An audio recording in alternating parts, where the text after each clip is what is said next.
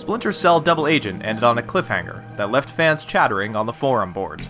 Between the death of Lambert at the hands of Fisher, the mysterious death of Sam's daughter Sarah, and the hurried escape of Sam from the government, gamers were foaming at the mouth to learn more about their favorite international super spy. On May 23, 2007, Ubisoft announced the development of Splinter Cell Conviction. It was originally given a near-simultaneous release date with the original Assassin's Creed in November 2007.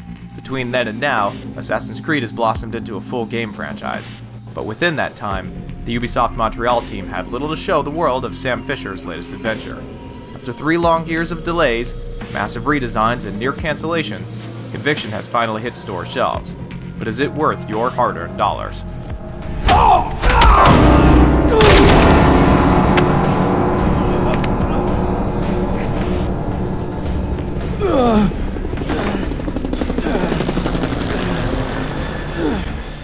Sam Fisher has been on the run from the U.S. authorities after he murdered his boss Lambert during an undercover operation for Third Echelon, a contractor that specializes in highly secretive government security. His former colleague, Anna Grimm's daughter, locates him, informs him that his daughter is in fact not dead from the drunk driving accident that Sam was led to believe, and unless Sam does exactly what she says, he'll never see his daughter alive again. Sam was forced back into the game of international espionage. While we won't go any further in retelling the story, out of fear for spoilers, the storyline of Conviction has definitely stepped back in the right direction for the Splinter Cell series. It's full of the usual betrayals, twists, turns, and plots within plots within plots. A fan of Sam's past adventures will definitely remember this one for years to come. And for people who don't know of Sam's past exploits, the exposition is conveniently retold between levels and through stylish wall graphics. Splinter Cell has been heralded for years by many as being the pinnacle series within the stealth genre. Stealth gameplay has been tweaked in Conviction, probably to the point of alienating some Splinter Cell purists. The light meters from earlier Splinter Cell titles are gone. There is no HUD on screen showing players when they're completely hidden from the enemy. Instead, Sam is shown as being cloaked in darkness when the screen turns from full color to black and white. It's an interesting execution, but when the world turns to black and white, much of the detail is lost. You'll be praying at times for some night vision goggles. Why are you following me? I wasn't following you! I swear!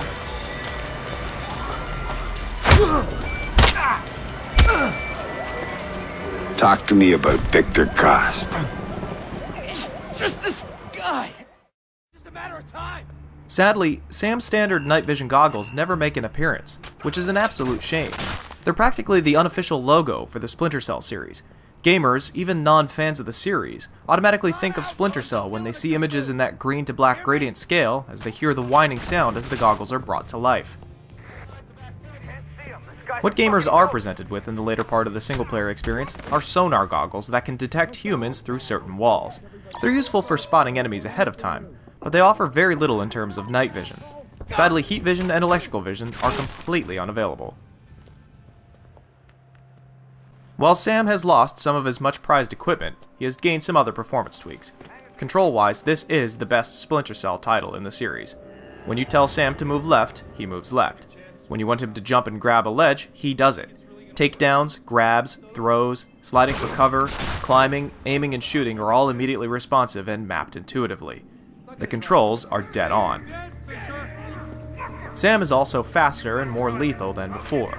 While he no longer carries the much-missed knife from Chaos Theory and Double Agent, Sam can now surprise enemies from the front as well as the back, which results in some fantastic stealth assassinations that are absolutely brutal in appearance.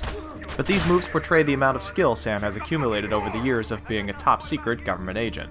New to his skills is what Ubisoft calls Mark and Execute.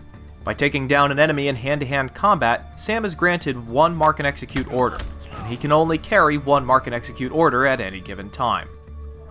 With a mark order, Sam can preemptively tag multiple enemies, and then with a push of a button, he'll quickly swivel his head around and take them down in order. It's an interesting concept, and Ubisoft executes it well, but stealth purists may not like it very much, since one mark and execute order can almost clear an entire room. On the other hand, it sure does make Sam look like a badass.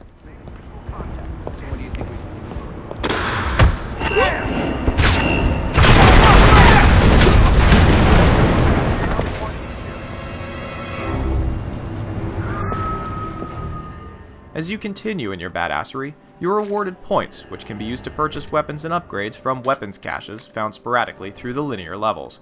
Giving the players the opportunity to carry the guns and ammunition they want adds a little bit of RPG flair to the game. But then again, most Splinter Cell titles allowed you to customize your loadout before the beginning of a mission. Ammunition is never in short supply. Never in my playthroughs have I run out of ammunition, and there were times when I was really pouring out the lead. So again, stealth purists may find this to be problematic. Action fans, on the other hand, will love it.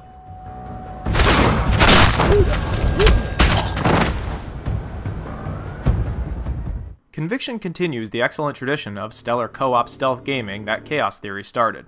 Players can connect through Xbox Live, System Link, or they can even play through split screen. The cooperative missions in Conviction are not just tacked on levels to artificially lengthen the game.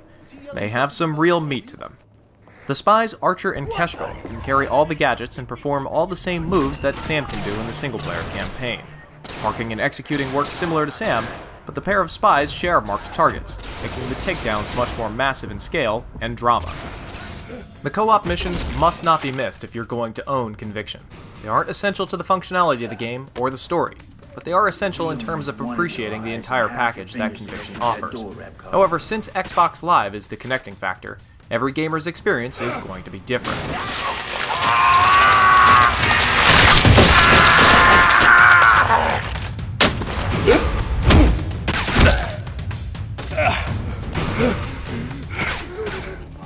At the time of launch, the matchmaking is less than stellar, and oftentimes you'll be paired up with someone who doesn't match your request.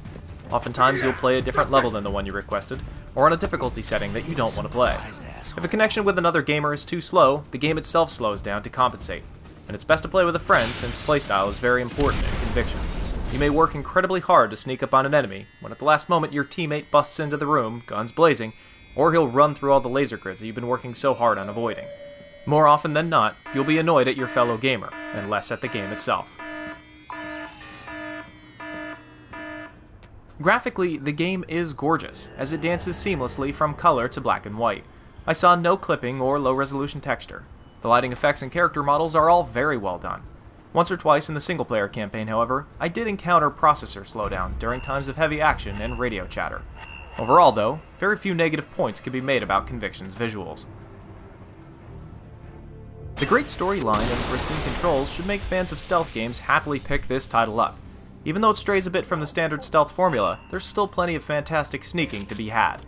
With a more agile character and new ways to dispatch your enemies in silence, you are now the hunter more than ever. Non-fans and casual gamers will do perfectly fine by only renting Conviction.